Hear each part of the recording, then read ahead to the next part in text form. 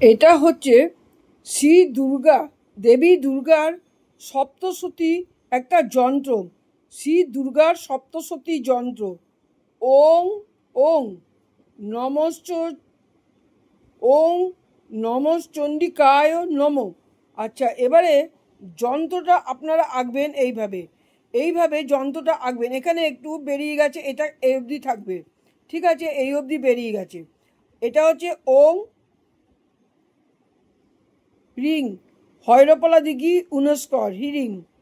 এটা চয়াকার 4, চয়াকার 4, চয় চয় একার 9, ওং এটা 8, বয়সী বি এটা 7, ওই উনস্কর ওইং এটা হচ্ছে 5, ময়হস্যু মু 5, ময়হস্যু মু এটা হচ্ছে 3, কয় লয় দিঘি উনস্কর ক্লিং এটা 3, কয় লয় দিঘি উনস্কর ক্লিং 7, ওই দেখতে পাচ্ছেন এটা হচ্ছে দয়াকার ডয়াকার এটা ডয়াকার 9, আর এখানে শ্রিং। এইভাবে এই যন্ত্রটা আঁকবেন। শ্রী দুর্গা সপ্তশতী যন্ত্র অতি দুর্লভ।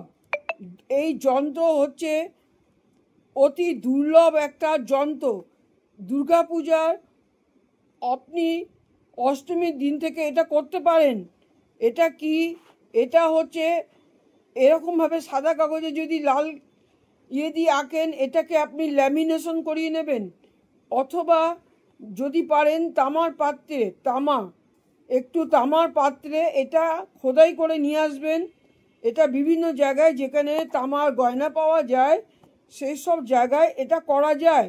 এটা করতে এমন কোনো পয়সাও নেবে না, করা যায়। এটা হচ্ছে আপনি তাহলে এই মা দুর্গার যে উপকারটা করে থাকে, মা দুর্গার যে পাওয়ারটা পেয়ে থাকে, এটা কোনো মানুষ যে কোনো কারণেই এটা পেতে পারে।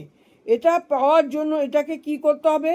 এটা তামার পাত্রে এটাকে লিখতে হবে। আর আমি কিভাবে বললাম সেটা আপনারা জানেন নিশ্চয়ই।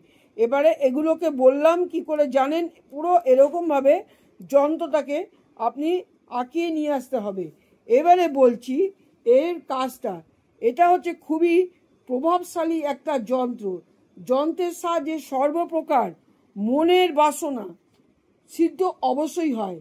এই যন্ত্রটাকে আপনি তামায় করে আনতে পারেন। এটা অনেক পুরনো, তাই জন্য সোনা রূপো এসব লেখা আছে।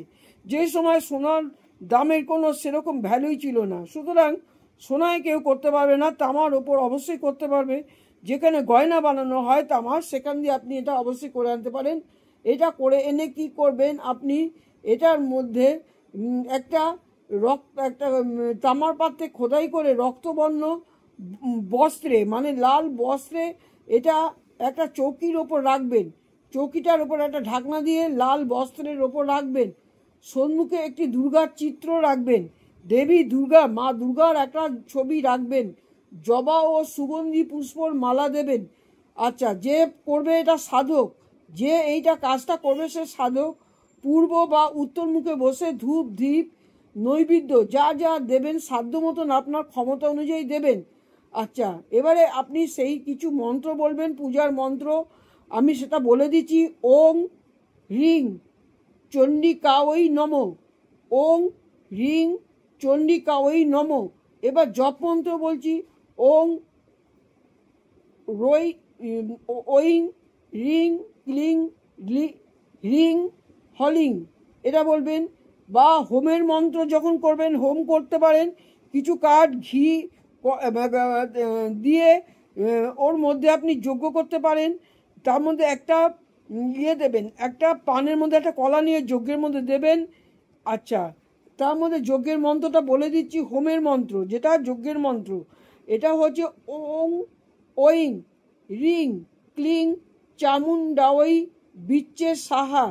আচ্ছা, জপ মন্ত্র কি করবেন? ওং ওইং রিং ক্লিং লিং হলিং, এই মন্ত্রটা জপ মন্ত্র। যদি দুর্গা এইটা কাজটা করতে পারেন, এটা দিয়ে আপনি অত্যন্ত সফলতা লাভ করতে পারবেন যে কোনো কাজে। যদি কেউ নিজের কাজে সফলতা লাভ করতে চায়, অতি সহজ পদ্ধতিতে সামনেই দুর্গাপুজো অষ্টমীর দিনকে আপনি এটা করতে পারেন। গোলাপ ফুল অবশ্যই দেবেন। সেই ভিডিও একটা অন্য আনবো, সেটা আলাদা ভিডিও দেবো। এইটা আমি বলে দিলাম। আমি কিছু মন্ত্র লিখে দেবো, পুরোটা লিখে দেওয়া সম্ভব না। আপনারা শেয়ার করে নেবেন, যার প্রয়োজন হবে শেয়ার করে নেবেন। আপনারা মন্ত্রটা ওই শুনে শুনে লিখে নেবেন।